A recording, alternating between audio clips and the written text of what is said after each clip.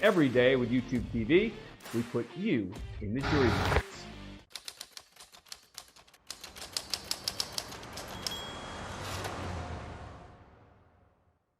Well, as we all know and have seen over the years, internet hackers have caused big issues and much havoc for banks, hospitals, even the Pentagon.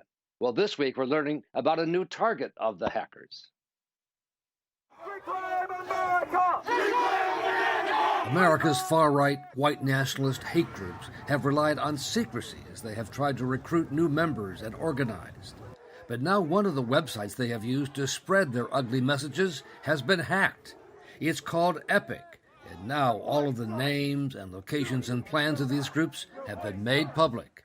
A very bright light has now been focused on their once secret details.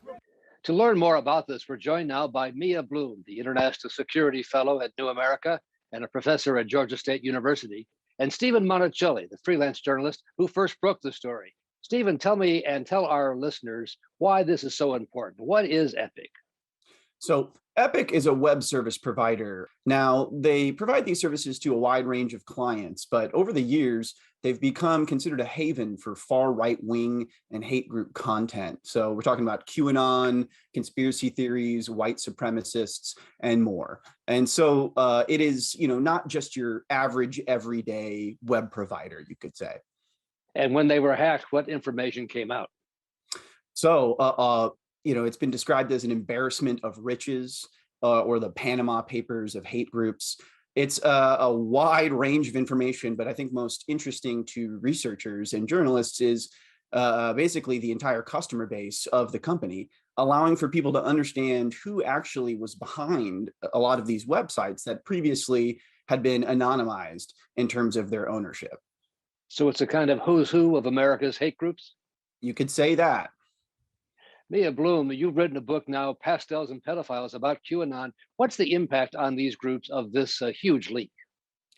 Well, I think that Stephen said it perfectly. This has been considered to be either like the Panama Papers or someone called it the Rosetta Stone, that it's allowing us to look behind the curtain to see who's really in charge of these conspiracy websites, but also who's making the money. And so with the release of people's names, their addresses, their email addresses, and even their passwords, it is a treasure trove that people are going through right now. But also it allows us to understand how groups like the Proud Boys or like QAnon are functioning and who's really manipulating things behind the scenes. And Stephen, is it fair to say they're not very happy that you've been reporting on this as you broke the story?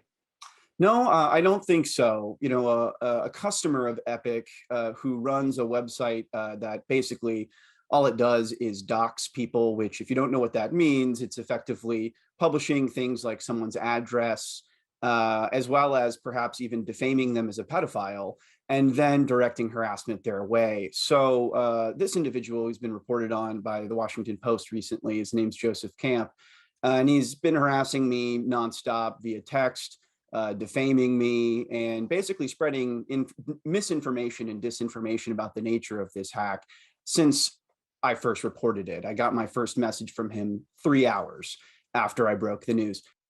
Hi, Stephen. Do you want to talk about this? This is Joey Camp, and this is my number. You can verify it. I already have all your information, number, emails, previous employers. You used to work at Google, I believe. Social security number, we won't publish that, of course. I kind of took that to be as a sort of intimidation tactic or an attempt to get me to stop reporting on something. He's since moved on to harassing a Washington Post reporter who has also reported on this and defaming her as a Nazi. It's quite ironic. So far from what you've seen, what have you learned that you did not know? I didn't realize that there were basically the same individual would be involved in as many as 100 different websites. But of course, we also saw, for example, they had hosted briefly the Texas anti-abortion website. They have been hosting groups that have posted hate material like Brendan Tarrant's manifesto from Christchurch. What I think it does tell us is that there is a wide network of far right-wing extremist hate groups in this country. And, it's not necessarily something that is entirely on the fringe anymore. Consider how QAnon has become basically embraced by some of the highest levels of the Republican Party here in Texas, and that there are lots of QAnon folks running for office all across the country. I think what it tells us is, frankly, just the extent of what we're really dealing with in terms of a radicalized extreme far right movement in this country, and the variety of sort of threads and narratives that tie together to make this fabric. I mean, part of the problem is that for the 20 years that we've been over focused on the jihadi threat after 9/11, we've allowed a right-wing terrorist groups and other hate groups to metastasize. We have to be very concerned our democracy could be in jeopardy. And finally, Stephen, you're going to continue to be on the case, continue to report the story?